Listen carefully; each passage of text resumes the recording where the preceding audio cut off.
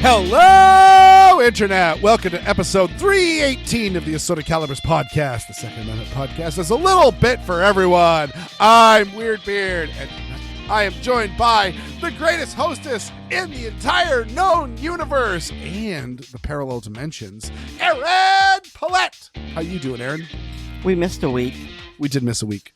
Mm-hmm. My plan was to I was down in Tennessee with David Oddball and company, and Miles and I drove down, and Xander was there as well, and my plan was I had my recorder with me, and the plan was I would set up the room mic and set it at a table, and we could talk about the talk about the weekend, and then I'd publish it as a kind of a round table. And I mean, quite literally, and yeah, it didn't happen. There was too much going on, and too many wives and ancillary people that were not podcast people around that it just didn't happen. So yeah. Well, I thought it was because you got tired because you're old. I get tired because I'm a morning person, and oh my God, there's some goddamn night owls down there in Tennessee. Like, it's one of those like we went over to Dennis's house for dinner at like 7 p.m. I'm like, 7 p.m. is like getting ready for bedtime. That's when you start putting on your jams. He says as we currently are recording this at 9:45 p.m. I do this for you. You know, I was here ready to record at 9. You're the one who faffed around for 45 minutes.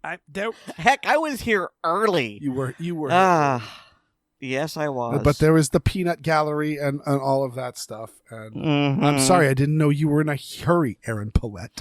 No, I'm not in a hurry. I just think it's funny that, you know, you're always talking about, oh, I'm so tired. Oh, I have to get up in like 4 hours, but you waste time.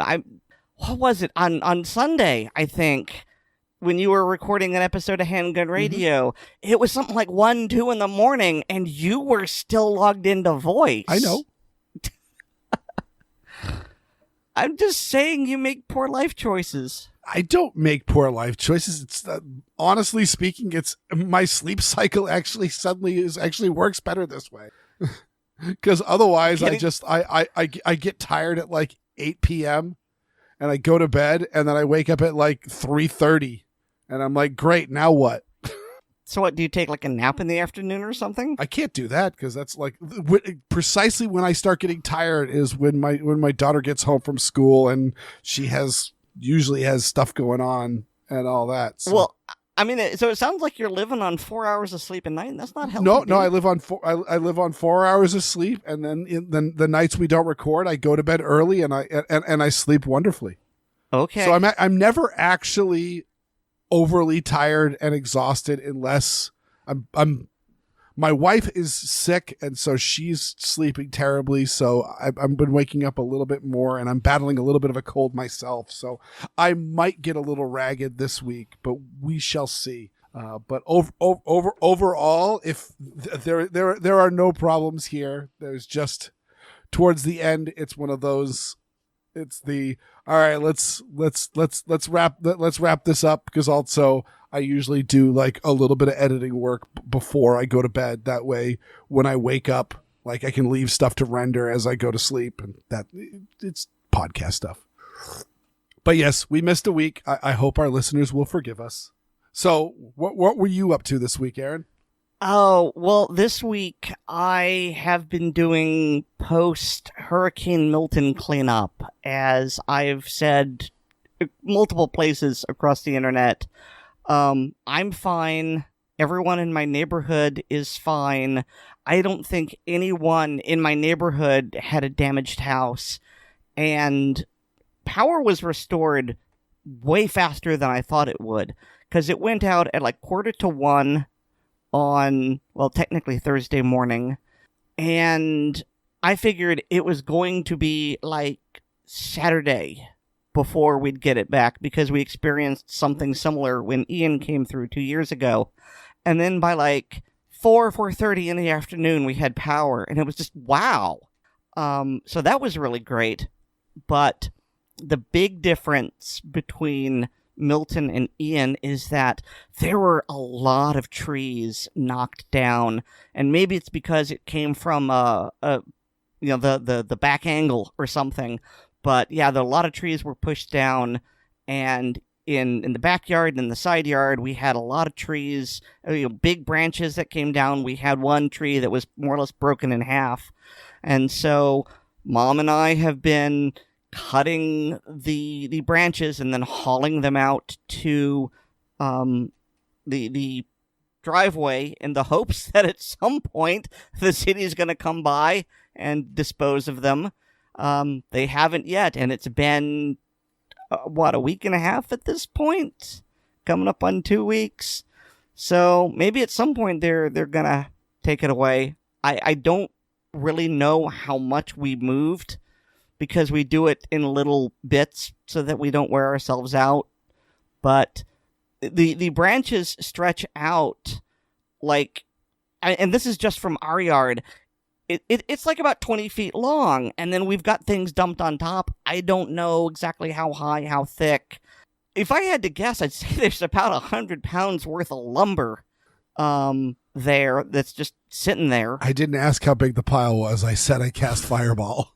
Yeah, and so we've been doing all this work, and we've hauled away everything from the side yards, but we've still got that big-ass tree that came down and was touching the back wall of the house. And so Mom and I have been limbing it, and I think we got like one more day of pushing really hard in order to get that cut down, because I know this is way more information than you asked, but the woods behind our house are just thick with grapevines and other types of vines. And so when the tree came down, it brought all of the little scraggly vines and branches and other things with it. And it's just a tangled mess. And so we've been having to cut that away so that I can get to the branch so that I can cut it. And are you at least using a chainsaw? No, I am not. And that's literally what I was going to say. So we do technically own a chainsaw. My father bought it a long time ago. It's still in the box, still taped. It has never been opened. I have never been taught how to use a chainsaw. And from what I know of chainsaws, they're an excellent way to mangle yourself. Yes. And so if I don't have training, I'm not going to do it. And so right now we've been getting along well with our manual saws. And I think I've mentioned before in Blue Collar Prepping, I've got a couple of Corona saws that are just fantastic. And so they eat through wood like crazy. Honestly, the only reason I'm having a problem with this one particular tree is because, first of all, it's much larger than anything I've cut. And the way it's hanging is that as I start to cut, then gravity starts to pull and it pinches the blade and it traps the blade. And so that's a pain. But, if it wasn't fighting me like that, we'd already have it taken care of. And so, yes, I realize I'm working hard, but these saws are a lot safer and don't require gasoline. And so at some point, I'm probably going to need to learn how to use a chainsaw. But right now, we're getting by without it. Yeah, as someone who has spent some time, not a lot of time, but spent some time running chainsaws, yeah, that's one of those things that you have to be very, very cautious of, both how you present the saw to what you're cutting, but also how the thing that you're cutting is set up, because also not only can the saw, hit a knot or something and buck, and I have known many a person that actually has a scar across their face from a saw bucking up into them. But also you can fling the wood that you're cutting towards you as you're cutting it. And both of those things can be painful and or deadly. So I am not at all going to criticize you for leaving that saw in the box, because you really do need to, it's not rocket science. But probably if you really, really wanted to, sitting a few hours, on YouTube and just watching a few videos and getting a few cautionary tales and that sort of stuff will probably help you out quite a bit. But, but then also, I don't know if you've got any other 2-stroke things. That's one thing that's kept me from having a lot of powered equipment around my house. Is it's one of those like, all right, look, I've got a snowblower and a lawnmower that take regular gasoline, but like if I end up getting a string trimmer or a chainsaw or all that stuff, those are all 2-stroke motors. So you need to have 2-stroke gas that has the oil mixed in with it, and that stuff eventually goes bad. Especially, I've heard the newer formulations of gasoline go bad way faster than they did when we were kids. Yeah, and then of course me without health insurance. So I mean, it would be awful to have any sort of injury, but then the insult added on top of, here's a hospital bill of several tens of thousands of dollars. Good luck. Yep. No, I don't blame you for leaving it in the box. Honestly speaking, it might be a better investment to just put that up on eBay, still in the box. Come take it away and give me money. Could be. I mean, at this point, it's not taking up a whole lot of space, and it might be useful later. It might be, barter equipment. Hey, neighbor, we've got this chainsaw that we've never used. If we give it to you, will you please help us with this? That sort of thing. Yep. But yeah, that's definitely an option. Yep. But you could put it up on eBay and spend all the money on knives. To which I point, one of the things that we did down in Tennessee was we went to Smoky Mountain Knife Works, of which I had no earthly idea how big a place this is, and it is gigantic. It is like the size of the LL Bean headquarters, but it's almost all knives. There's like some gun counters down in the basement, but it's like all knives. And Miles and I both got automatic knives because the Massachusetts ruling that we talked about has happened, and so now I have automatic knives. And actually, Oddball found the knife that started the whole case, where the person got caught with this piece of crap. Looks like an orange P99 for the handle with an assisted opening blade in it. And that was, he got arrested for carrying that. They consider that an automatic knife, of which I didn't know because I was carrying automatic knives for years, or carrying assisted opening knives, thinking that they were perfectly legal within the state of Massachusetts, but I was wrong, and all that. And so it was there, and I'm just like, it's $11. It belongs in a museum. So that's what you bought? I bought that. I bought a Boker automatic, which is it kind of looks like a very, very modern the Sicilian stiletto switchblades that that you see in all the movies. It's the standard movie issue switchblade. And then I got a Bear Ops. I guess that's a subdivision of Bear and Sons out the front, which was definitely something I really wanted an out the front. So I got a clickety clackety. Well, you should probably put links to those in the show notes, and I have put links to the Corona Tools 10-inch RazorTOOTH folding saw that I've been using with excellent efficiency these past few days. Sounds like a plan. I used to have one of those Corona saws, and I don't know where it got off to. It'll turn up, but I clearly put it down someplace that I shouldn't have, and now it is lost. All right, so shall we get to the news? I wish to point out for our listeners that the main topic bullet points here, the word bull sugar is listed 3 times. So Yeah, we're going to be dealing with a lot of BS in this particular episode. Yes. And so I'm putting this one at the top just so we get it over with, but I really do feel like it's something that needs to be reported on. And I will also say that I am not the type of person to say the word trigger warning. I don't, as a general rule, I roll my eyes when that sort of stuff goes on, but I'm going to say there's a little bit of a trigger warning on here. And because I'm saying that, I'm going to be very, very respectful to be accurate in reporting. But if you really want to get down to the nitty gritty of this case, go to the show notes and we have articles linked.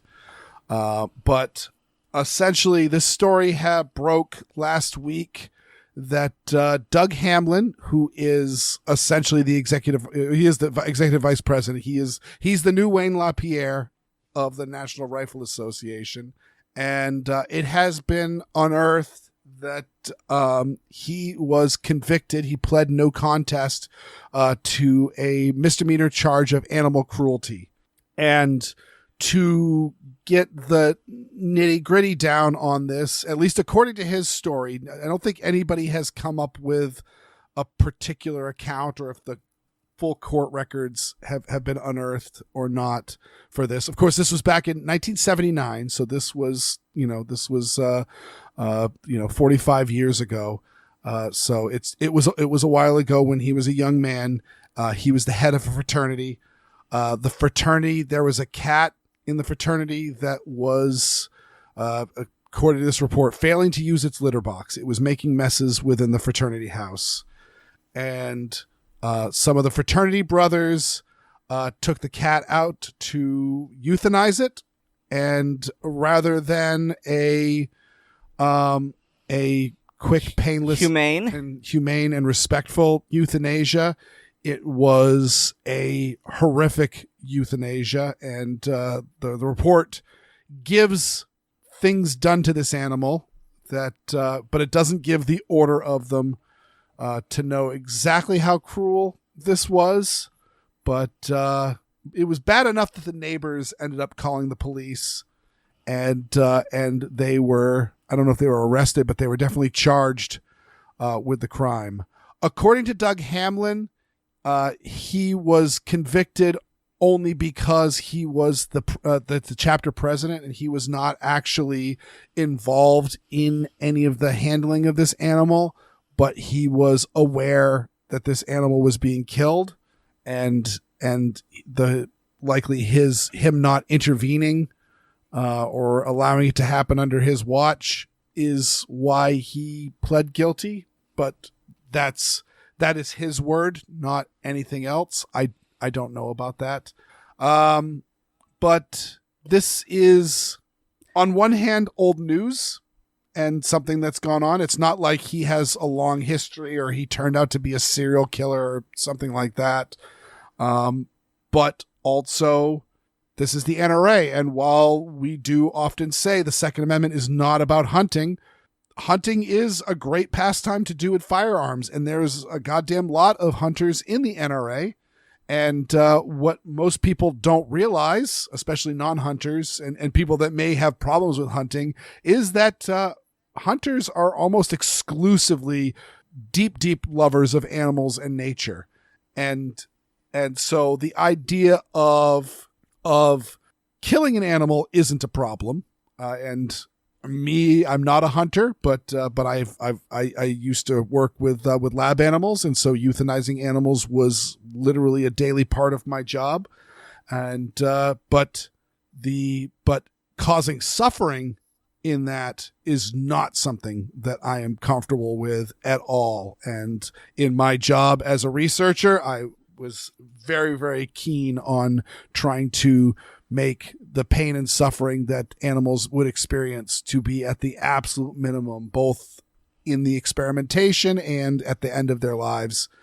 And, you know, I wouldn't have any problem. I don't know about the laws behind it, legality, but as far as morality goes, if these guys were going to say, yeah, we don't need to pay a veterinarian to euthanize a cat, we can do this in a way where the cat will feel nothing and it will be over quickly and be done with it, I wouldn't have a problem with that. But the level of cruelty and disrespect that goes on here is a problem. And the fact that he is tarred with this, especially given that the NRA has been dragged through so much mud and has had so much Bravo Sierra from mismanagement and just bad life decisions.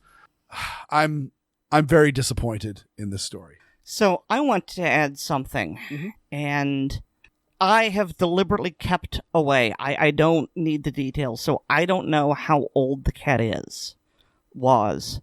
But if you have a cat that is not using the litter box and is fouling, look, I know this was in the 70s, but, the Humane Society existed back then. The City Pounds existed back then. You could take the cat, you could surrender the cat, and these organizations will maybe try to adopt the cat out if possible. If it's too old, they will euthanize the cat humanely at no charge. They didn't need to do this. They did it because they wanted to be cruel. Mm-hmm. And I have a problem with that. And as you said, we don't know to what degree Doug Hamlin was involved, but I'm bothered by the fact that he didn't put a stop to it. And it's one thing if it is, well, okay, first of all, obviously being cruel to an animal, you should never be cruel to anyone. I could understand it maybe a little more if it were a food animal. I'm not saying I condone it, but I could understand it a little more. But this was a pet. I can't. That is just as unfathomable to me as torturing a child. Why? Why would you do that? I mean, even if it's a food animal, it's one of those like you kill my father lived in farm country in Maine, so he had lots of stories of both putting down. Like they had a horse that had gone lame, and my grandfather put it down. I won't give the details, but it was a very creative way, I'll just say. But it was also that horse did not know that it was dead. That horse was dead instantly. And so the putting down livestock and things like that. And then furthermore, if it's going to be an animal that you're going to consume, one of the whole points, there's a lot of stress hormones and things that happen if an animal is upset, unhappy, in pain, sick, and otherwise, that will befoul the meat. And so if you need to end something's life, do it swift, mercilessly, or with mercy and with respect. And that's the only way to do that. And the idea of killing something in such a way that it is suffering and it is being disrespected in this way. Because again, the stuff that's going on in this, I'm not going to give the details, but if you read the details, there's no explanation other than wanton cruelty on why these activities were being carried out on this. It's not like it was, we took the cat into the woods, we shot it, and then we buried it, and we're done. It was no, we were amusing ourselves in a disgusting way. Mm-hmm.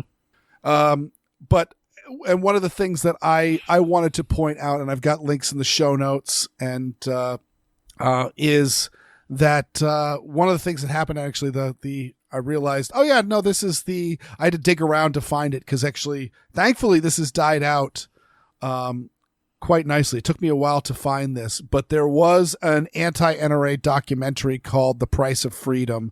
I know I did a Fisk of the trailer. I never actually ended up getting a chance to watch it because I think I had to pay them money, and screw you. You're going to do anti-gun propaganda and lies. I'm not going to pay you for it.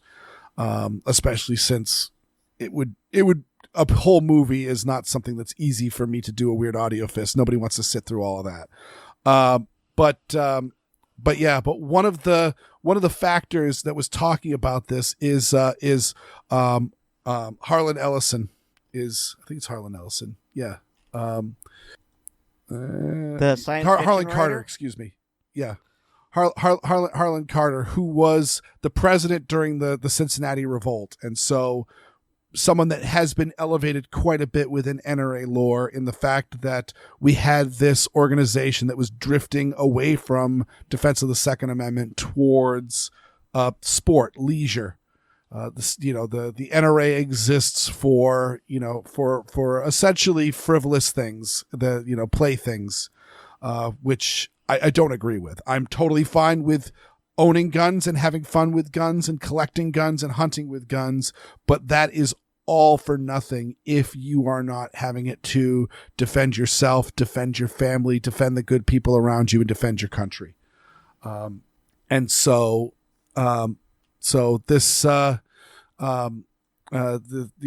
Carter was one of the guys that essentially turned the ship around and had the revolt where they kicked out a whole bunch of these Elmer Fuds, for a lack of a better word, from the board of directors, and installed Second Amendment supporters that were going to push back against gun control. Again, we had the Gun Control Act was going through.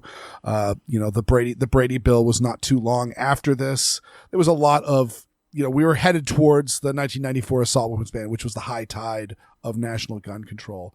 But this sub-story of Harlan Carter killed somebody in his youth and was convicted of murder, and that's often where the story goes is, this NRA president was a murderer, and there's some story about him changing his name to try to hide from that, and I found no evidence of this besides no firsthand evidence, always just hearsay that was what he did.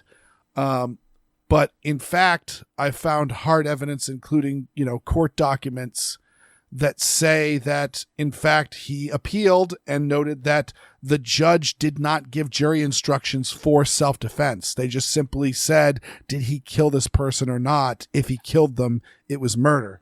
And he appealed the case. The judge went, yeah, no, it is legal to kill people.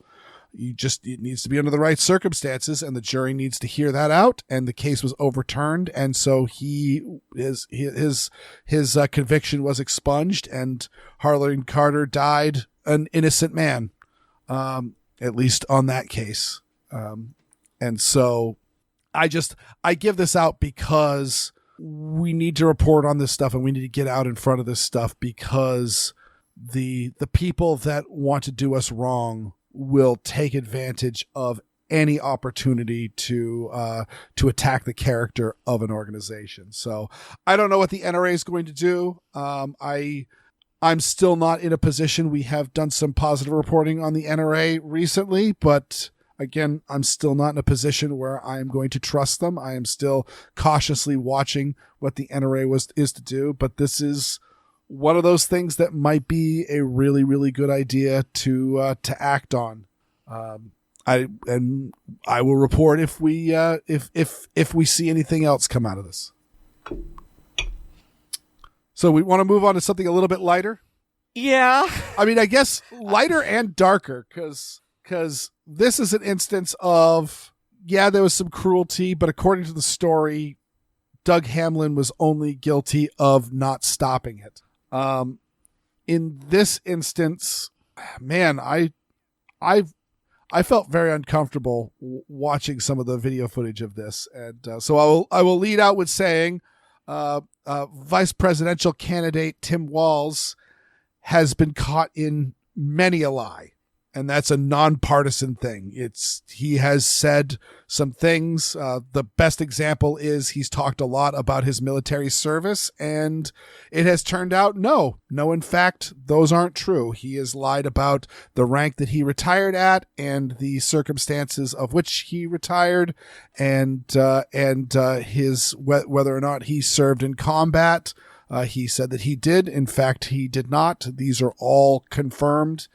And so, yeah, he has not been and then there's some other stuff that I'm just not going to dive into because that'll get closer to partisan. But there's a bunch of stuff that he has said that has been not true. But I will say, I don't know about you, Aaron, but I actually did believe when he said that he was an avid hunter and an excellent shot.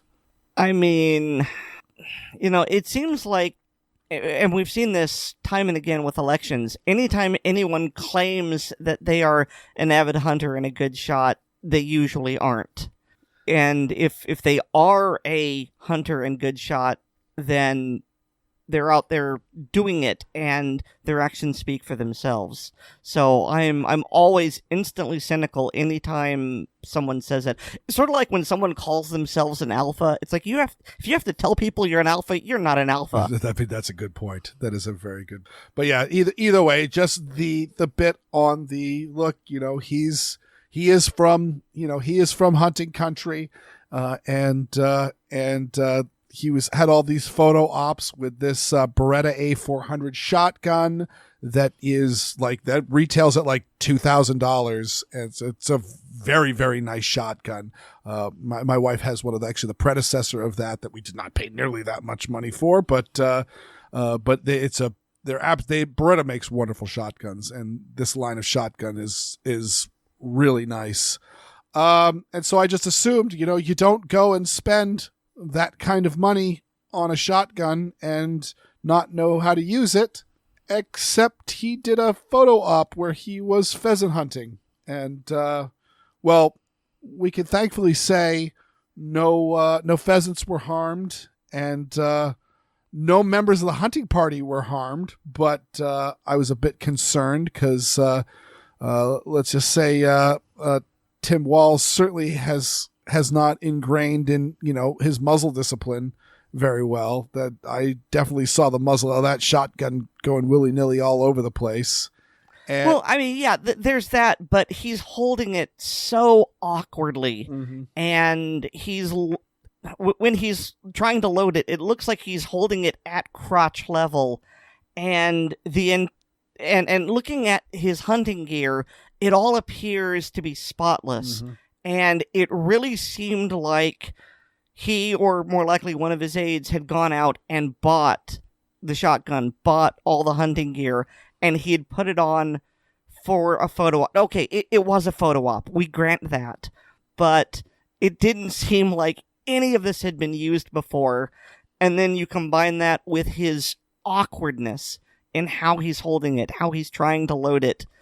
It really feels like somebody who, well, okay, if he had never used a gun before, he would be completely inept.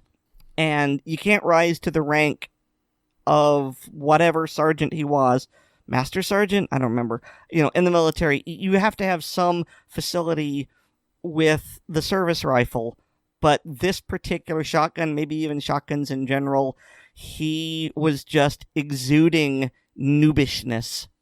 And I don't know if I had been there, if I would have been able to keep a civil tongue, or if it would have been, some sort of profanity regarding, hey, watch where you're muzzling that thing. Yeah, and actually, I will say I saw another video. I'll see if I can dig it up. It might have been on Twitter instead of YouTube, and it's hard to find videos once you see one, they kind of disappear. But on essentially saying that he wasn't actually loading. A lot of people mistook him as attempting to load the shotgun when he was fumbling with it, like a like a teenager on prom night. Really, the best description is for those of you who started in the industry early enough. We're looking at like probably close to 20 years ago was when this 15, 20 years ago this started to die off. But there used to be booth babes, used to be fairly plentiful, which would mean a gun manufacturer would hire a model and then dress them up in whatever gear they thought looked good and hand them the latest rifle or shotgun or pistol of the time and have them stand in front of the booth. And so you would walk into a booth and there would be like a 6-foot+ woman in gorgeous makeup and in excellent shape. And she'd be holding in tactical type gear, and she'd be holding an AR-15 like it was a live snake. And that was like super duper common. It was very just clearly she was not a shooter. She did not know anything about this. She was just told, here, hold this like this and look pretty. And that was very much how Tim Walz was holding this very, very nice shotgun, was just I don't know what this is. I'm not that comfortable with this. I'm not that familiar with this, but I've been told this is how you're supposed to hold this to look right. And the action that you saw of him fumbling around, somebody pointed out he wasn't loading the shotgun, but actually attempting to unload it, and clearly didn't know that those Beretta shotguns have an interrupter on the shell elevator. And so he was racking the chamber over and over and over again, and the gun was not set up because the trigger hadn't been pulled to feed the next round. And it's just, again, my wife has the shotgun. It's not my shotgun. It's my wife's shotgun. But I know how to do this from not handling it all that much, because it's a shotgun. And there's anybody who is listening to this, if you're a bit of a gun person, you will immediately see, okay, this button here is very clearly safety. This button here is likely the bolt release. What's this little button do? Oh, okay. Yeah, it's... The thing that I don't understand is that when it comes to these elections, it is always... Well, I haven't seen it on the Republican side. Maybe it exists, but I have only ever seen Democrats who are doing this and claiming, oh, I'm pro-Second Amendment, look at me go hunting, look at me go sport shooting. And they always look so awkward. I mean, there's really nothing inherently wrong with running on a platform of, I don't shoot. I have no opinion on hunting and sport shooting. And it seems like, well, it's a combination of being a tryhard and being a poser. It's like, don't try to be something that you're not. But then again, they're politicians. I would rather someone be honest about who they are, you know, and not try to pretend to be pro-Second Amendment. Just say that you're not. Just say that, no, I'm not gonna try and say that I'm pro-Second Amendment, and do this awkward staged event with hunting rifles.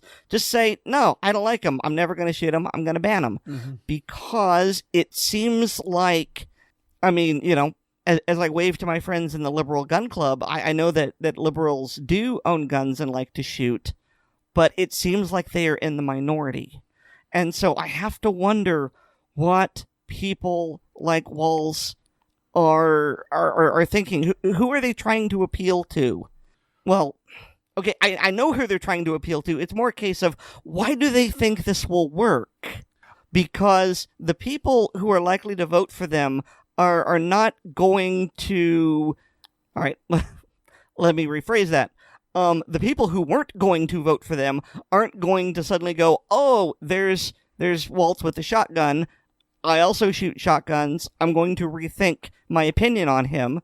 But there are plenty of anti-gun people on the left who are going to go, no, he was just talking about, you know, gun control, and there he is pandering to the gun crowd. And that's going to leave a sour taste in their mouth. And I feel like this hurt Walz and Harris's chances more than it helped, and I don't think it helped at all. Oh, I mean, I think the crux of all of this is that this is just always an unforced error. I mean, you go, like, one of the best examples of this was John Kerry when he went out to Cape Cod and went goose hunting, and just like Walz, he was wearing brand spanking new off the rack hunting clothes. And he had a double-barreled shotgun that he was holding like it was a like it was a live snake. And yeah, it did him no favors. But I think it's just the embodiment of I'm a gun owner, but and that's because Tim Walz and Kamala Harris have both called for fairly extensive gun control and some fairly repugnant gun control in the fact that they have openly called for banning guns that you likely own.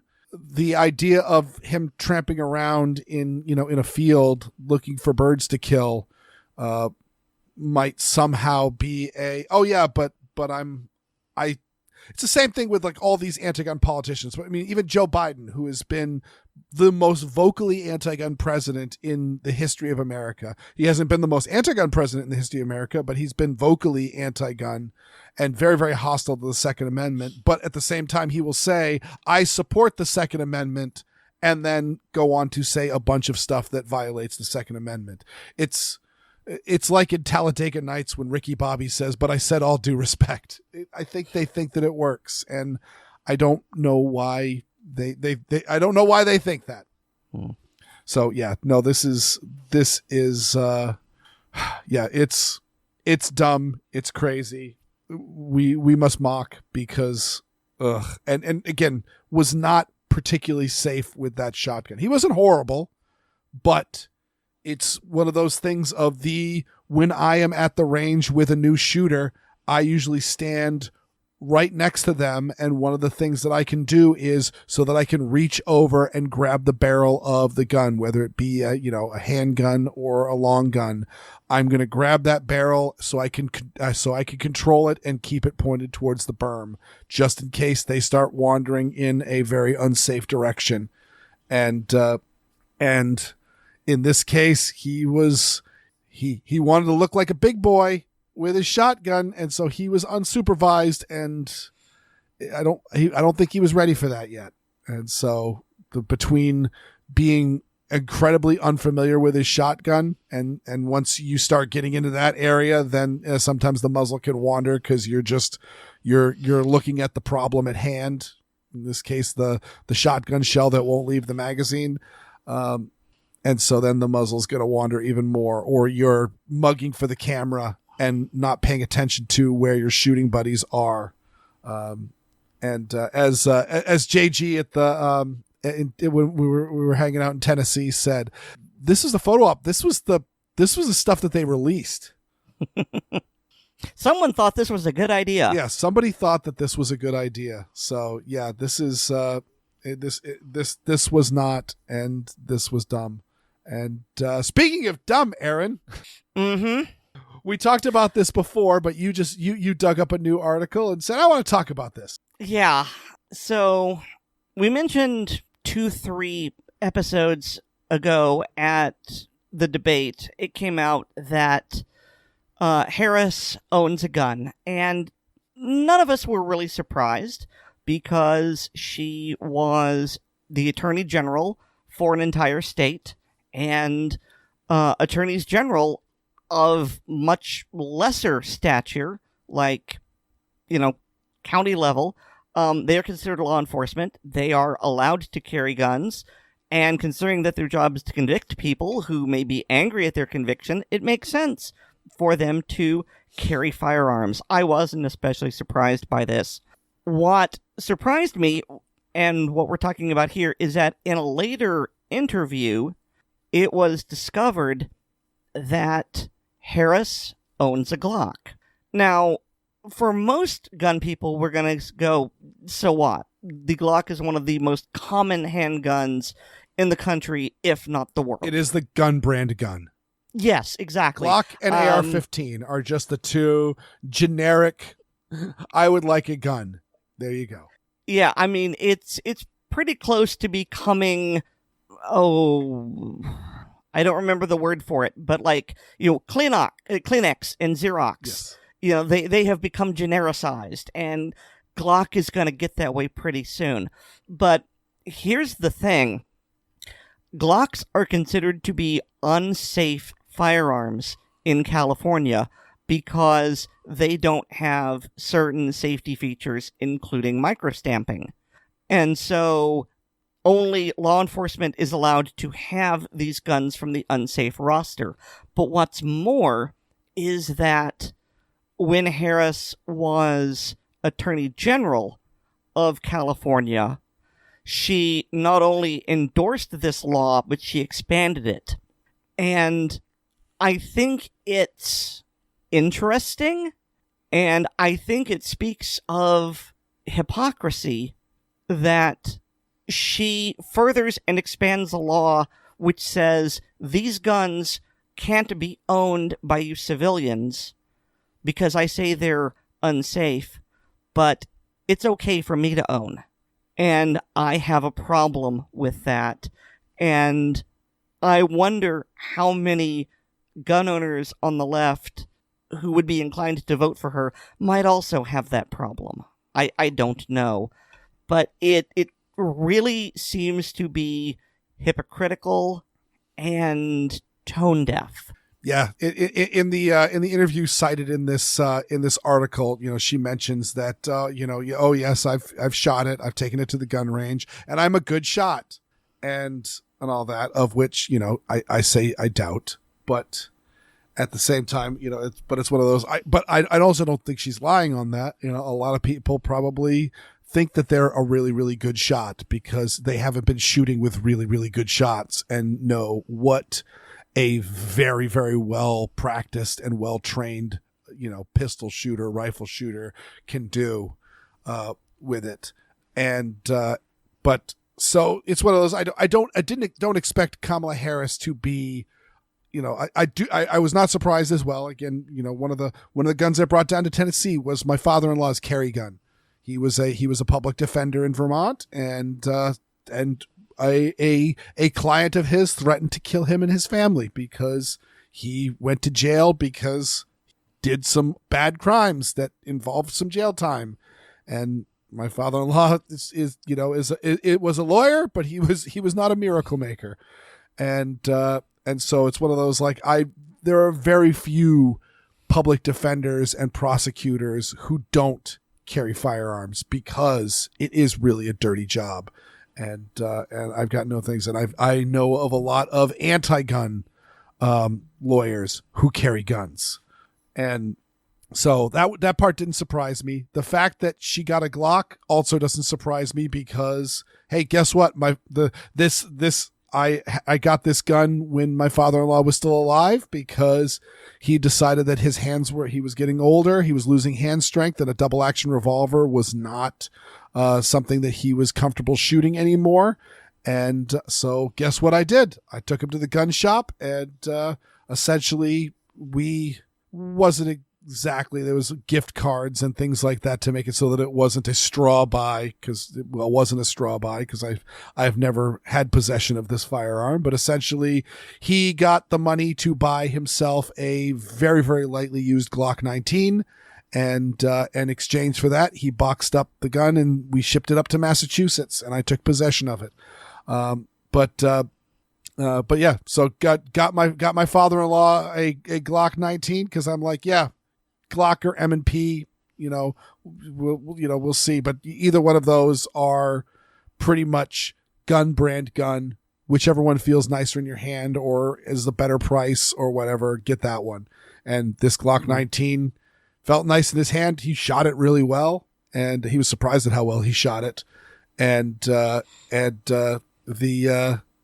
that's understandable. But again, to then go that extra level of I am going to push the handgun safety roster in California and I'm going to expand on it. So she is declaring that these guns are unsafe under consumer protection. It's very similar to Massachusetts. It's not a gun control law. It's a consumer protection law. You don't want to give these guns to people, just the same way as, you don't want to have little kids wearing pajamas that can catch fire. They're unsafe. And the idea that she would expand that and it would include the very gun that she is carrying for her personal protection as being unsafe for people to use shows the level of hypocrisy, and it shows what a farce the quote unquote safety rosters are. And so, just to make it plain, what makes the Glocks unsafe, according to California, it's because they don't have a compliant chamber load indicator, they lack a magazine disconnect mechanism, and, as mentioned before, they don't have microstamping. Mm-hmm. Yep, it's actually it's the loaded chamber indicator that is the reason why they are not legal in Massachusetts. Glock. I don't know if all Glocks. Aaron, does your Glock have is the extractor painted orange? No, it is not. Okay, the Massachusetts ones are the ones that were submitted for Massachusetts. Glock painted the top of the extractors orange, so that when a round was in the chamber, the extractor is going to flex up over the rim of the cartridge, and the orange will show on the side. And the Massachusetts AGs have decided that is not good enough and it's unsafe. And Glock has been, I actually asked the Glock rep, why don't you just drill a witness hole in the chamber hood like Smith & Wesson does? All the Smith & Wessons have a little hole in the top of the chamber hood so that you can look down and see the brass in the case. And that's what they do. And, Glock's like, no, we don't want to do that. Okay, cool. So, but that is their choice. But that's the same thing, that they are unsafe in Massachusetts. And hey, guess what? Boston police carry them. My town police carry Glocks. So clearly they're that unsafe that every officer is going to have them. It's hypocrisy. It's stupid. Mm-hmm. It's just gun control hiding out. It's just like red flag laws. They say, oh, red flag laws, it's public safety and mental health. Nope. Just a way to take guns away. We put a lab coat on it and made it pretend to be a doctor. Well, there's also the only ones mm-hmm. at work there as well. You unwashed peons, you cannot possibly operate this safely. Yep. But the police who have received their extensive training are the only ones who are, able to carry one safely. And then, of course, the one that comes to mind is that one police officer who was giving a speech at a school. Yes. And he said something like, I'm the only one in the room qualified to carry this gun. And as he holsters it, he puts a round through his thigh. Yep. Yeah, there's that. I mean, there's any number of instances where officers do something very, very unsafe and all that. And then furthermore, even though Harris did have a badge and therefore was authorized to both own and carry a firearm without the necessary the permits and onerous activities that's going on, she's not a member of a police force, and she was not issued a gun. This was her choice, and so therefore, unless I'm missing something, but I've never heard of a qualifier for district attorneys or attorneys general. And so likely Harris has fired, the same or less than what most of us shoot anytime we just go to the range in her entire life through that. But she is an only one, and she's the only one professional enough to carry that Glock. Also, like when the news breathlessly reports about an arsenal and they mention like 1,000 rounds of ammunition, and most of us go, that's just a good day at the range. Mm-hmm. You need to add a couple of zeros to that number for it to count as an arsenal. Yeah. Yeah. That is literally, I'm running low on this. Let's buy another 1,000 rounds. And so hilariously, actually, when I took my daughter to the range, I found like several boxes of 22 and like, okay, there we go. And we burned through most of them at the range. But I went, okay, but we're really running low. So literally went to the gun shop and bought 1,000 rounds of 22 there. That'll keep us tided over for a little while. And when I was packing up to go to to go to Tennessee, I was looking through my stacks of ammo cans, going, do I have an empty one here? I could put some mixed ammo into one of these empty ammo cans, and that'll be a good way to transport them. And realize that I don't have any empty ammo cans because I have refilled them all with various ammo. And I also found out I'm not out of 22 because I opened up one and it was completely filled with 22, and I'm like, oh, well, that's nice. So, but yeah. The only ones is a very good point to point out, because there's nothing special about Kamala Harris and her gun ownership. As a matter of fact, it's probably less special because she's clearly not that interested in it. So she's probably like, I think we probably all got that relative that went out and bought a gun and has shot it a couple of times, and it just sits in a safe or in a closet or something like that. And it's just like one of those, like, you should probably take it out a little bit more and get yourself more familiar and get yourself ready to use it. But oh well. All right, let's get into some good news here. So we have an update on the let's see, what's the case name here? It's the Christian versus James, which is the challenge on the sensitive places rule in New York. Yeah, essentially it's the vampire law. It is the saying that essentially all public accessibly, private property is anti-gun unless otherwise specified, which is, a really nasty way to do things, because it forces people who may not have an opinion to commit to supporting the Second Amendment, rather than just say, okay, do you want to commit to being anti-gun? That's fine. Or do you just want to just let people do what they want and be adults about things? This is officially being requested for the Supreme Court to review. So we will probably hear about this from the next session, whether or not they take it. Hopefully they will. But again, we have heard of cases. The Warman v. Healy was the one that I was really rooting for, that the Supreme Court declined to take. So we shall see. But this is a really, really good case, because this is kind of the next frontier of in the post NYSERPA world, to make it so that people they might be able to get the permit, but the permit is worthless. I think it was kind of funny that you mentioned New York being adult about it, and since Bruin, have they ever? I mean, we literally have a statement here from Governor Kathy Hochul, who's saying, we have a prohibition on concealed carry weapons in sensitive places. I personally think every place is sensitive. When there's literally a statement from Justice Thomas telling New York, not in so many words, but yeah, I know what you're going to do. Don't do that. And New York does it anyway. So no, they aren't being adult about it, not at all. No, I mean, yeah, they are going in. Again, this is NYSERPA, New York State Rifle and Pistol Association versus Bruin is the case. This was literally for New York. It covers the entire country, but it was literally New York, and New York is not complying with the very case. So yeah, no, they are not being adult about it at all. And speaking about New York, and I don't know if I can say not being adult, because, well, yeah, I could say not being adult, because I don't have a problem with any of the things that's going on here. And this also ties into the only ones.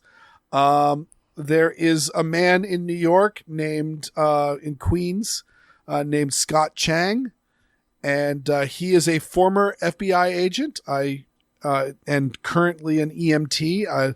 That is an interesting progression. Usually it goes the other way around. That's a EMT and then they get into law enforcement. I wonder why he is no longer an FBI agent. Not saying that there's anything sinister about it. It's just interesting.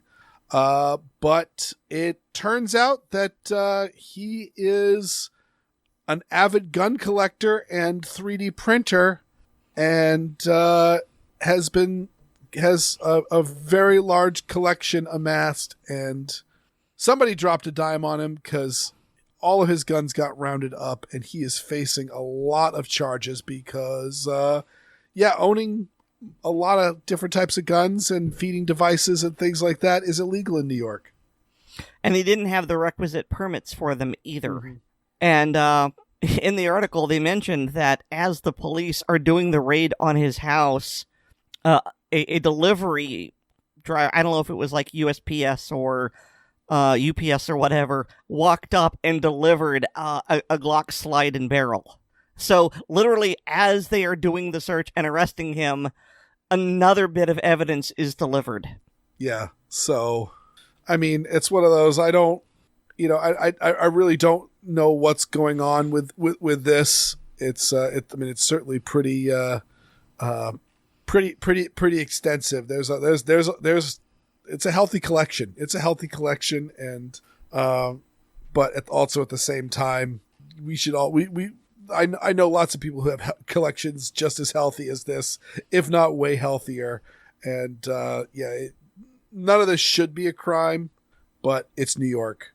But also he's a former law enforcement, so only one professional enough. Well, not only was he former law enforcement, but I believe he was former law enforcement in the state of New York. Mm-hmm. He should have known that these things were illegal, and if you don't think these things shouldn't... Hang on. Yes, if you think these things shouldn't be illegal, then if you, say, get on the jury, then you can declare him not guilty because jury nullification is a thing. But we've seen it used against people where ignorance of the law is no excuse, and this is a man who certainly wasn't ignorant of the law.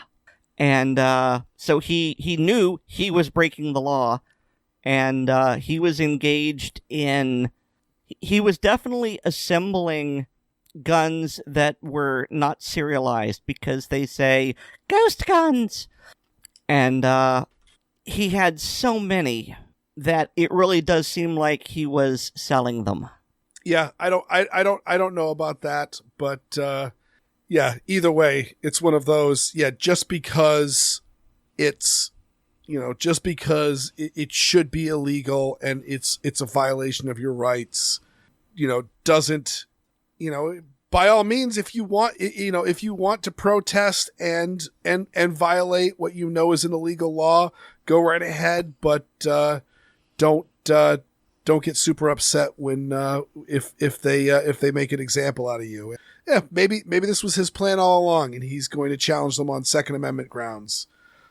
Certainly, there's precedence, so we'll see where this goes. It was just an interesting story, and at least it was a story with like a decent junk on the bunk, sort of inventory, as opposed to he had 3 handguns, 1 assault style weapon, which is just like a mini 14, and 1,000 rounds of ammunition.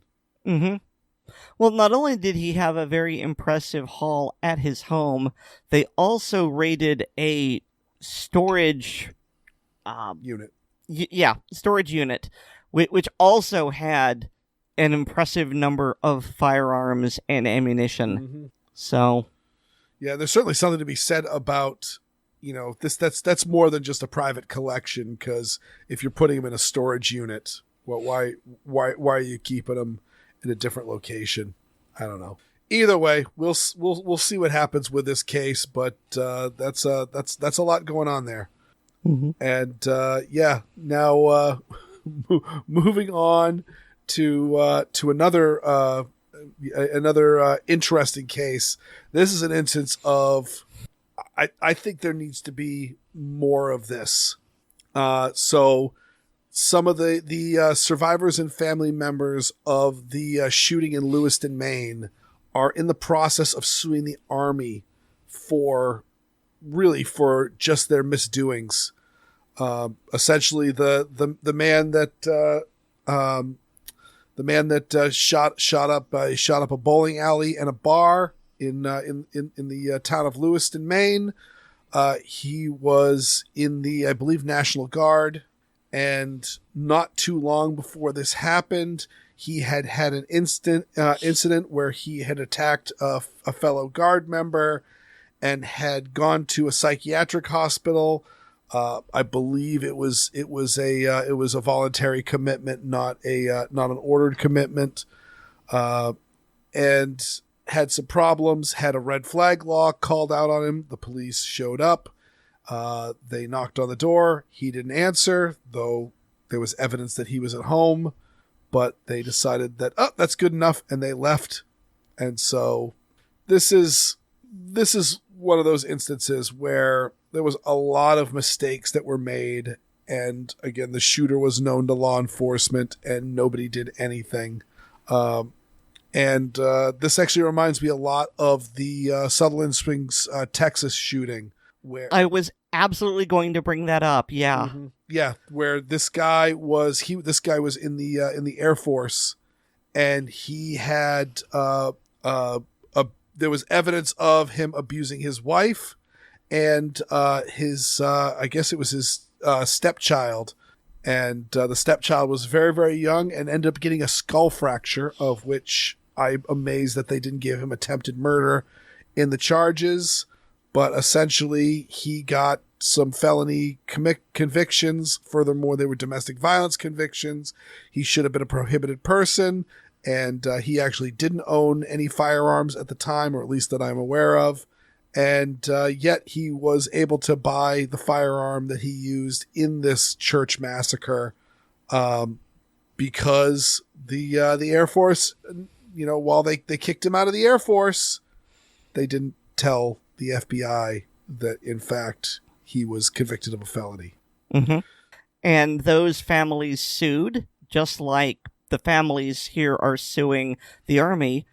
And the federal judge agreed that the government was negligent and awarded those families $250 million. That's $250 million.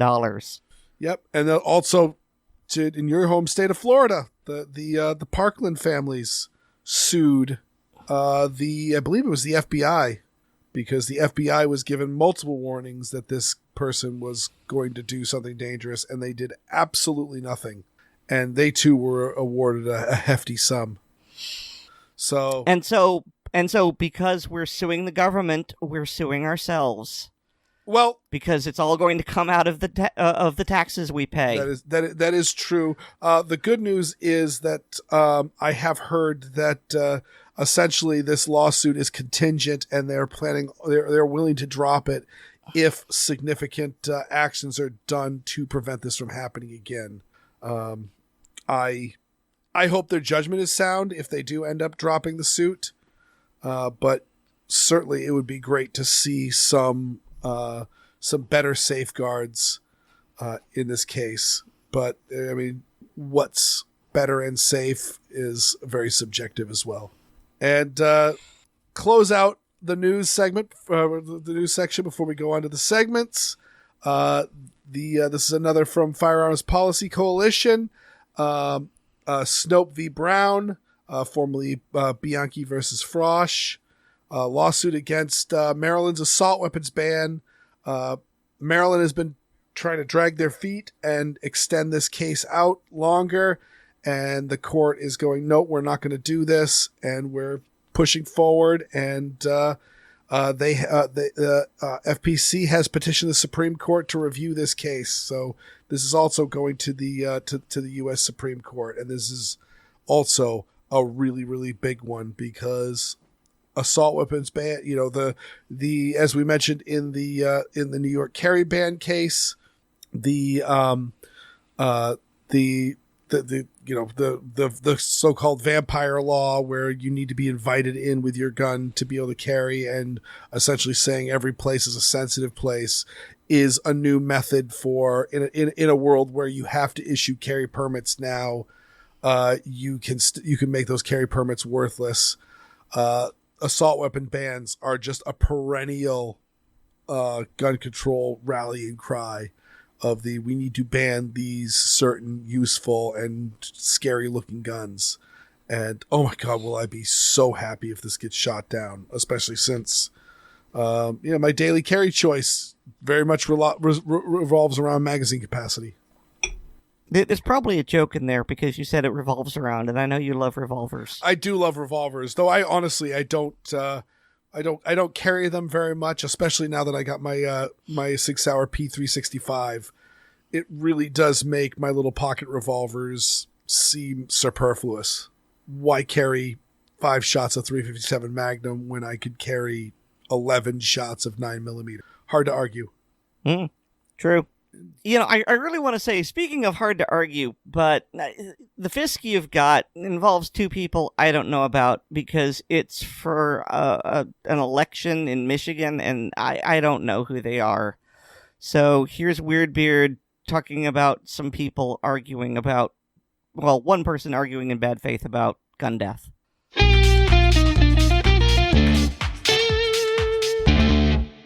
So the other day, a friend of the show with a common name sent me this Twix. It's from the U.S. Senate race debate in Michigan, where Alyssa Slotkin debated Mike Rogers. The audio you'll hear is exclusively from this Twix, posted by Representative Slotkin, in what I assume she thinks is a checkmate statement on gun control. You can watch the whole debate, and I have it time-stamped in the show notes at the one gun control question. But this short Fisk will be from Representative Slotkin's clip. All you need to know is gun violence is the #1 killer of children under 21 in our country. Are you going to do something about it, or are you not? This is really the sole reason why I ran with this clip. This is one of the current big lies in the gun control movement. In the show notes, I have a link to the CDC, which has the most common causes of death by age from the year 2022, which is the most recent data available. So besides the obvious point that people aged 18 to 21 are not children, the data in the show notes doesn't list firearm as a cause of death. Instead, we have to look at suicide and homicide as causes of death. In the under 1 year of age category, the #1 cause of death is congenital anomalies, which makes sense. The child was likely born with something that just wasn't survivable. From ages 1 to 34, the #1 cause of death is unintentional injury, as in slips, falls, traffic accidents, drowning, etc. So right there, it proves that Representative Slotkin is lying. Now, homicide does show up in the 1 to 4 demographic, but it's number 3 and accounts for only 343 deaths in 2022, which is an understandably small number as most young kids don't die at all. Ages 5 to 9, it's down to number 4 and only 180 deaths. 10 to 14, homicide is still number 4, but up to 366, and suicide makes its first appearance at number 2 in this demographic and accounts for 493 deaths. 15 to 24 is the last bracket in this age range, and in this group, homicide is the highest of any group at number 2 and 6,262 deaths for 2022, and suicide is number 3 at 6,040. So it's not the #1 cause of death at any age. So the anti-gun claim of this is simply impossible, even when you start including adults to pad the results. Further, just because somebody takes their own life or takes the life of another doesn't mean they used a gun. In fact, these raw numbers could be cut in half to get a rough idea of how many of these deaths were firearm related. Anti-gunners are getting so desperate that just lie and hope nobody checks seems to be their current strategy. My opponent doesn't want to do anything about it, right? And why? Because he has a 100% rating with the gun lobby and they give him campaign donations. This might have been bigger than the first lie. I found an article recapping the debate, and it noted that the last time Mike Rogers got donations for the NRA was back in 2010. And let's face it, all the other gun groups are so small and run on such tight budgets, they can't afford to cut checks for Pauls when there are lawsuits to file and legislation to write. And as you might guess, the NRA hasn't been making many donations leading up to their regime change and the massive legal actions against them. Meanwhile, Alyssa Slotkin was endorsed by Everytown for her 2020 run for the U.S. House of Representatives. I've never been good at researching campaign finances, but chances are she received Daddy Bloomberg bucks over a decade after Rogers cashed his last NRA check. The anti-gun people need to stop it with the corporate gun lobby propaganda, when not only are there corporate anti-gun lobbies, but unlike gun groups where you can join and be part of the system that works on protecting our gun rights, the corporate anti-gun groups are controlled by one man. And he's a man hated by Democrats as well as Republicans.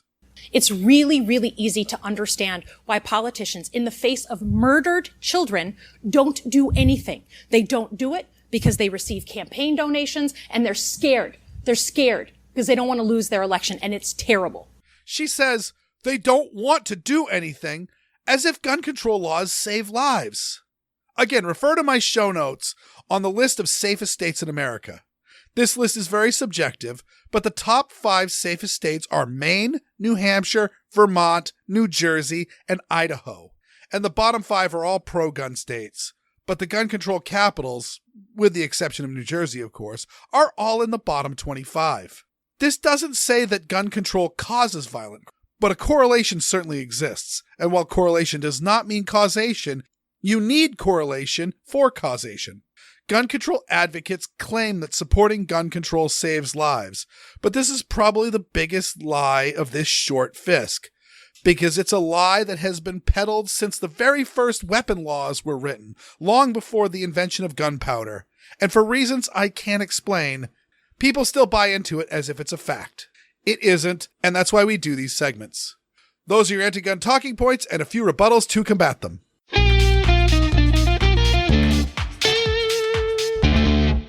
I mean, just the level of lies on this, I'm disappointed.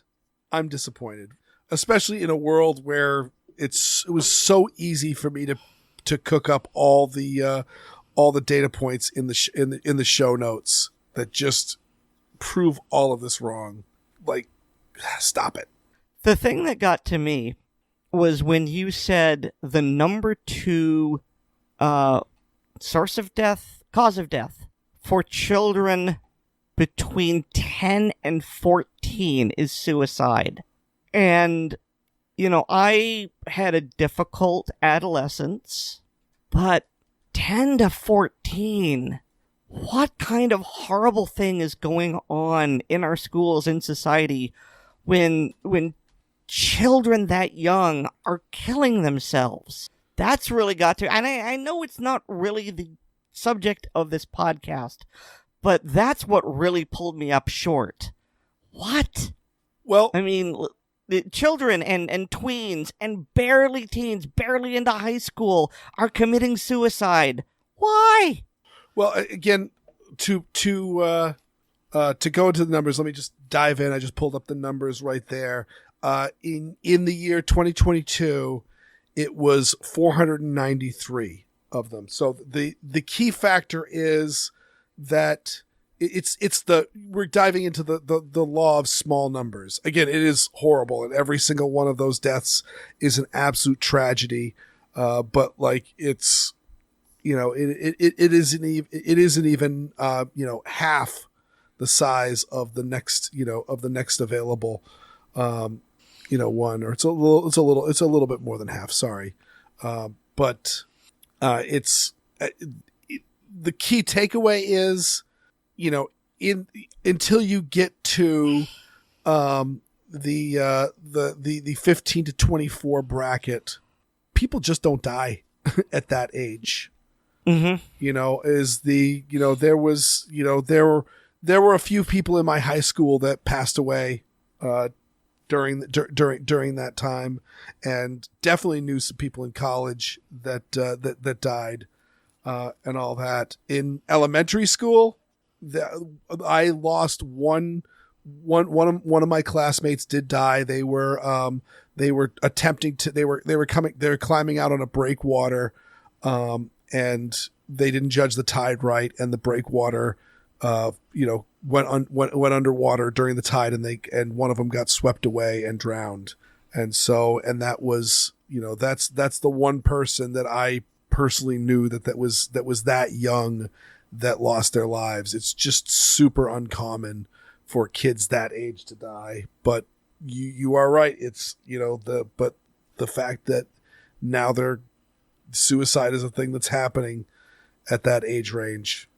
But again, it goes way up for that. And again, the 988 it's like 911, but for mental health. If you or someone is going through some trouble, pick up the phone. Don't do it. But you know what we should do, Weer'd? We should talk more about James Bond. Yes. This was so much fun doing these interviews. In order to write his book, Licensed Troubleshooter, The Guns of James Bond, author Caleb Daniels read every single James Bond book ever written. Not just the Fleming, but the other ones. And that's a lot. That's a lot of books. And I had a lot of fun talking to him about that.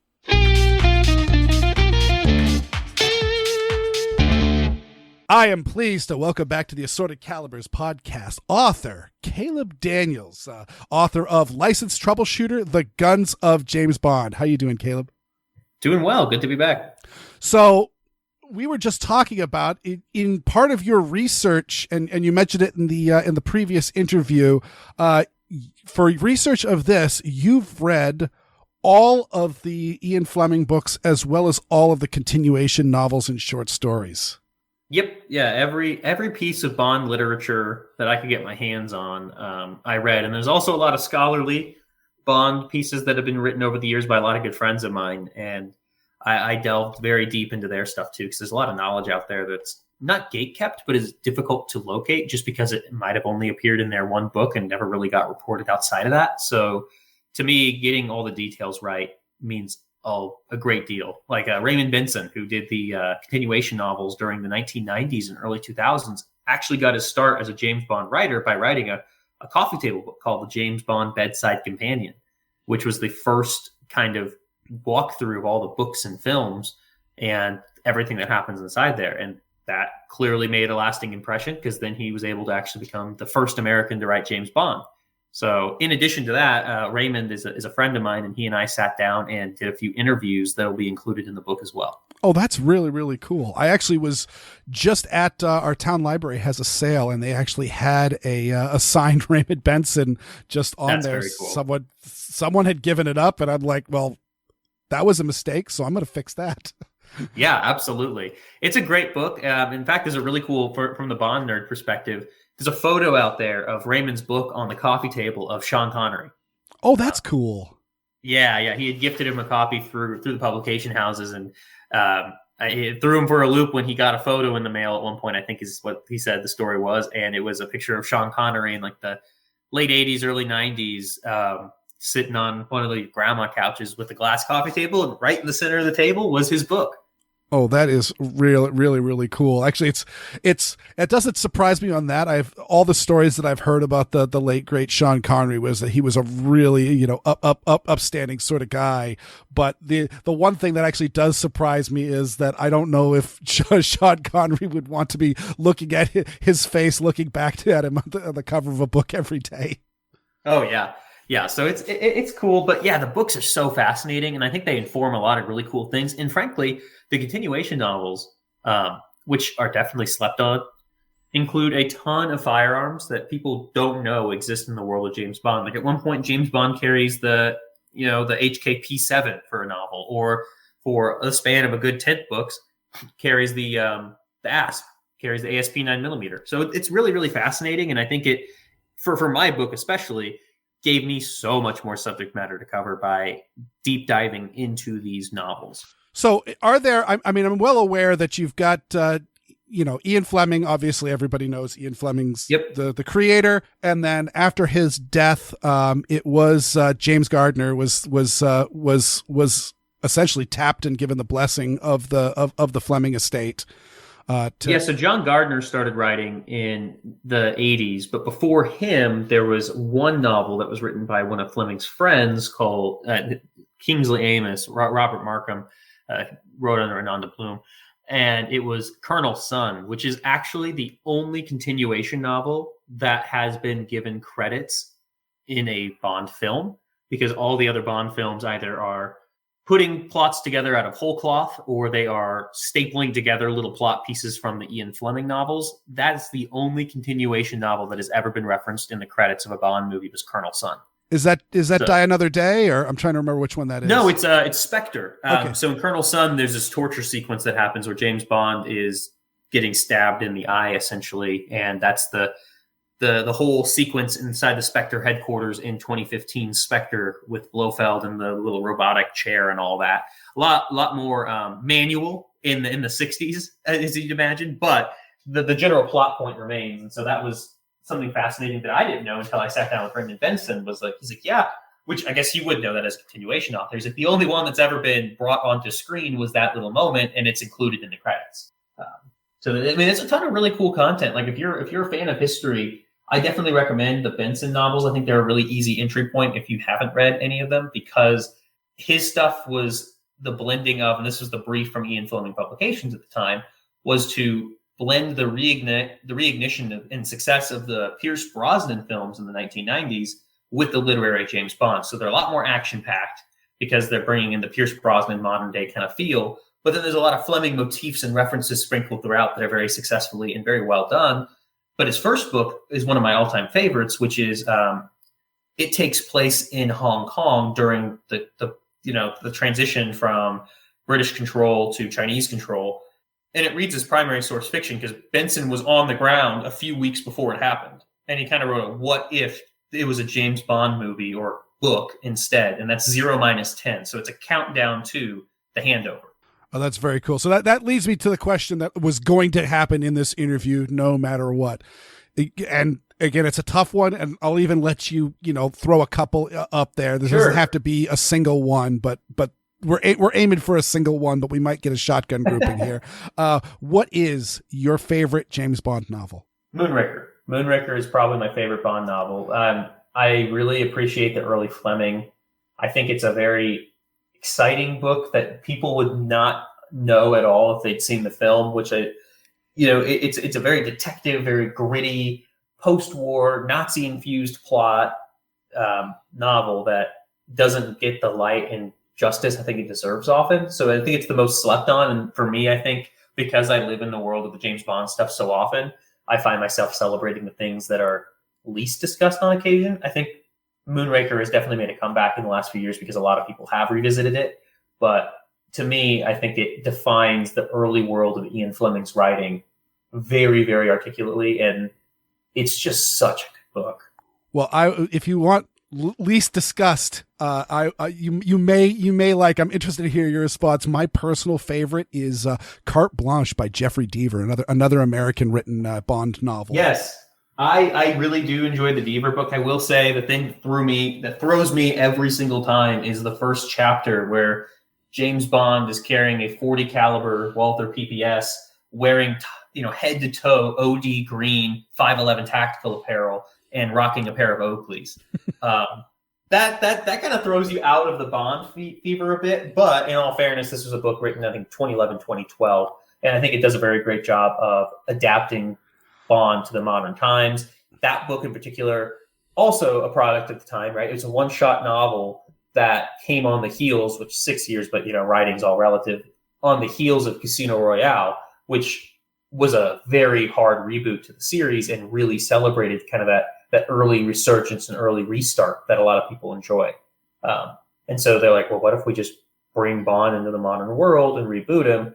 And I think that if I'm remembering offhand, was the last time that has really been done, because after his book, the vast majority, if not all, of the continuation authors returned to period set pieces.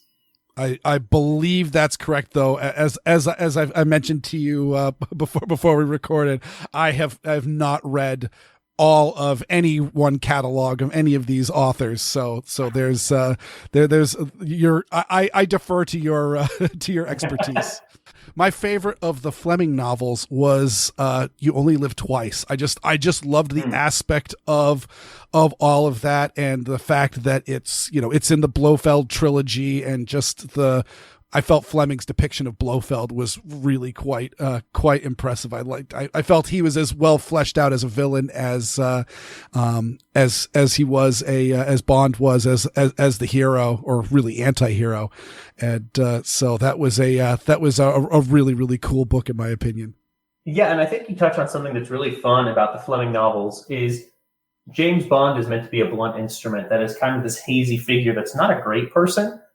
He's just really, as Fleming describes him, kind of a cold-hearted person that goes out and does these missions and things, and he's kind of just meant to be there as a piece. But where Fleming does the most fleshing out and description and really character building is in his villains. Hugo Drax in Moonraker is another amazing example, or Le Chiffre in Casino Royale, also very well documented and fleshed out, or Francisco Scaramanga, the Man with the Golden Gun.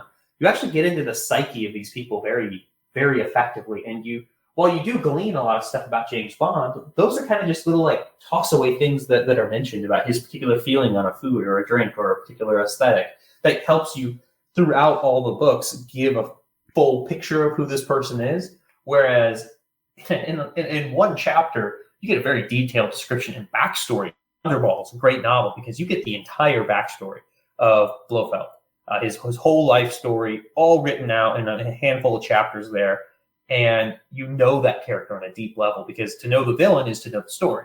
And Fleming really did a great job about that. So that's just my giant, massive plug to please go ahead and give the Fleming novels a read, because you will never be disappointed. Yeah, no, they are very, very good. And I will also say that as a personal story and one that really, I was at a library. I met my second mention of a library swap meet, but this was back in Portland, Maine in the 80s, and my father just reached down and pulled down off a shelf. Oh, look, here's a James Bond book, and I went, oh, I want this, and it was John Gardner's Icebreaker. Oh yeah. And I remember this might have not been the 80s. This might have been the very, very early 90s. But I remember as a preteen me sitting there flipping through this beat up paperback that I bought for like $1 at a library sale, of this, and just giving up after like 2 chapters and not reading it. And I have no idea where that went. And then fast forward another 20 some years later, I ended up just buying a copy of it on Kindle just because I'm like, I need to go back. I need to go back, and realizing, oh, John Gardner's British. It's written in British English. No wonder I couldn't understand it. Yeah. Reading, I think Live and Let Die and Moonraker were my first 2 books, and I was reading those when I was like 13 maybe. And yeah, you definitely pick up a different type of nomenclature and voice reading those books earlier on. And yeah, I think it's the same way of reading like Tolkien or anything else. You have to like recalibrate your mind around the type of English and the particular phraseology they select. Yeah, and John Gardner also did kind of a reboot type character where essentially James Bond was transported back to, was transported forward from the, the 1960s into I guess it was the 90s. And so 80s and 90s were his bread and butter. He did the thing where Bond is eternally the same age. It's very much like Batman comic books where they acknowledge the things that happened during the Fleming books, which means that the person that should be there, he would be half dead or dying at that point, right? To be in your mid-30s in 1950 does not mean that you're running and gunning in the mid-80s still.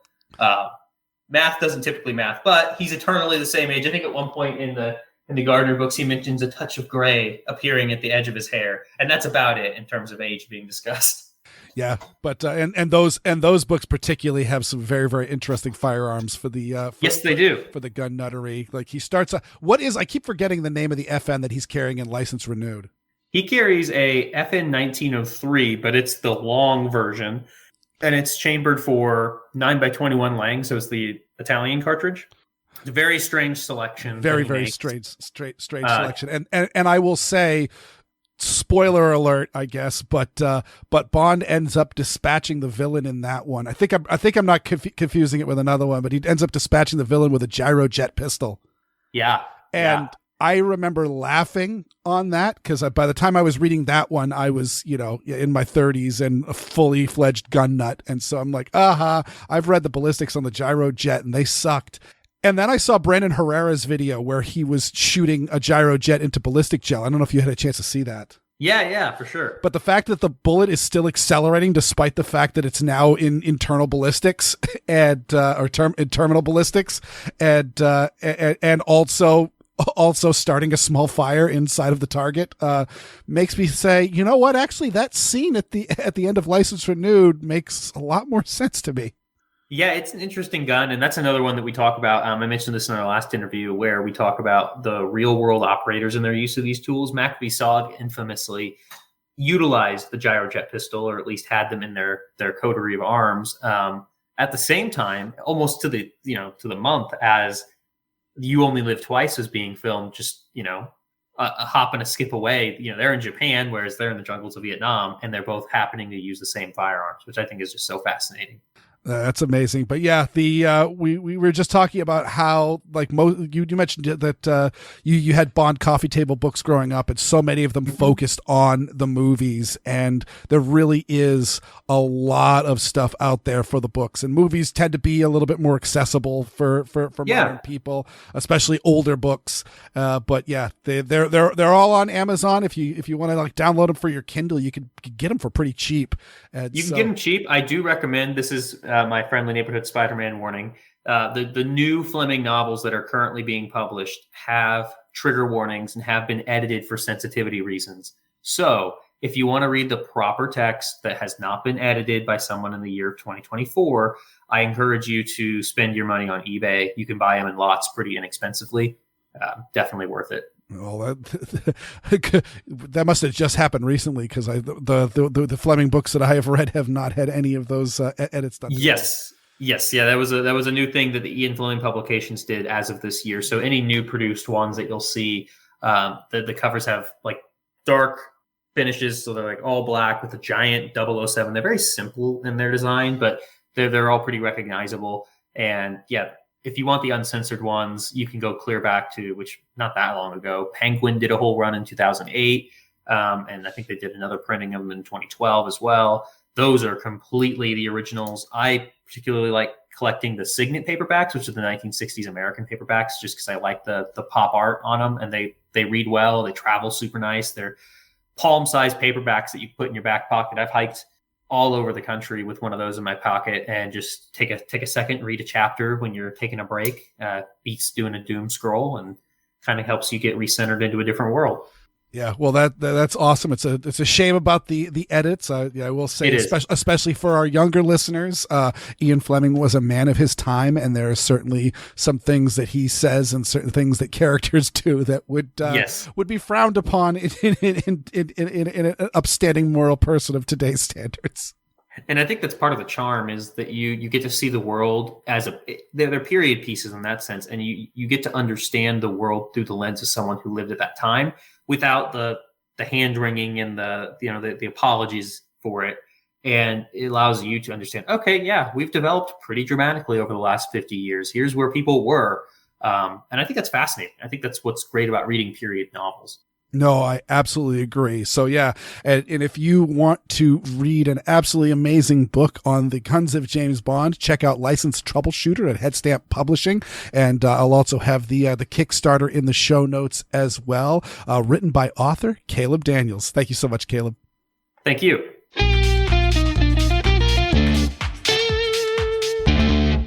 Aaron, have you read any James Bond? I know you've watched a lot of the movies. I have not. The only time I tried James Bond, I was probably too young to really appreciate them. I was like junior high, or it's called middle school these days, and it didn't really grab me. And part of me wants to go, it was that linguistic difference that you talked about. Mm-hmm. But at the same time, I was reading Tolkien with no problem at that age.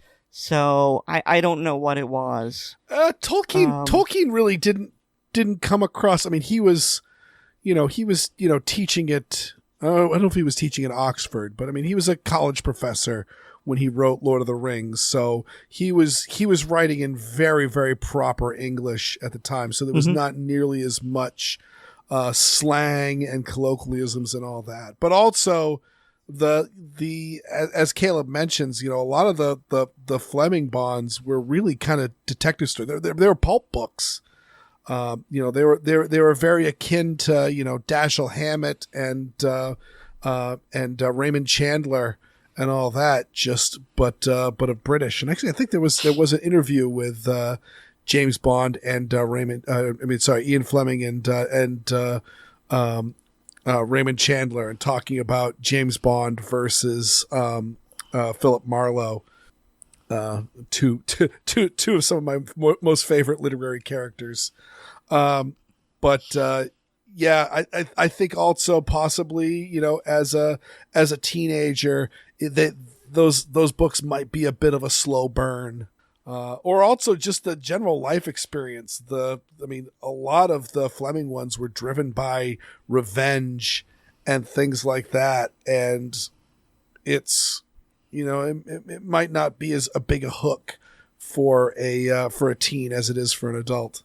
No, that wouldn't be an issue for me. Either way, I will say, Aaron, if you can track down a copy of Carte Blanche by Jeffrey Deaver, give that one a read. It's written by an American, and it takes place in a post 9/11 world. So it is a more modern to us world. And it's a really good story on top of all of that. That's my recommendation to everybody who, if you've only read Fleming Bond or you've just never read any Bond, you go start with Carte Blanche. It's good. Mm-hmm. So the one thing that I really glommed onto with this interview, because I am a big comic book nerd, is when he made the comparison between James Bond and Batman. Mm-hmm. And that's one way to look at it, and I'm not going to say anyone's wrong, but my personal view on things, and it's not really supported by canon, but it's just how I rationalize this, is that I like to say that not just the title of 007, but the identity of James Bond is passed down from MI6 agent to MI6 agent, thereby giving the illusion of invincibility and immortality. And also, you never fully know, okay, the guy that I'm facing, is he the same James Bond that did such and such previous, or is this, an entirely new guy and I don't have his track record? And so if you were able to accept the fluid nature of James Bond as an avatar mask, I feel like you can forgive a lot in terms of continuity. I mean, that is absolutely true, especially since it does seem kind of ridiculous that this secret agent would walk in and go, oh, who are you, Mr. Bond, James Bond?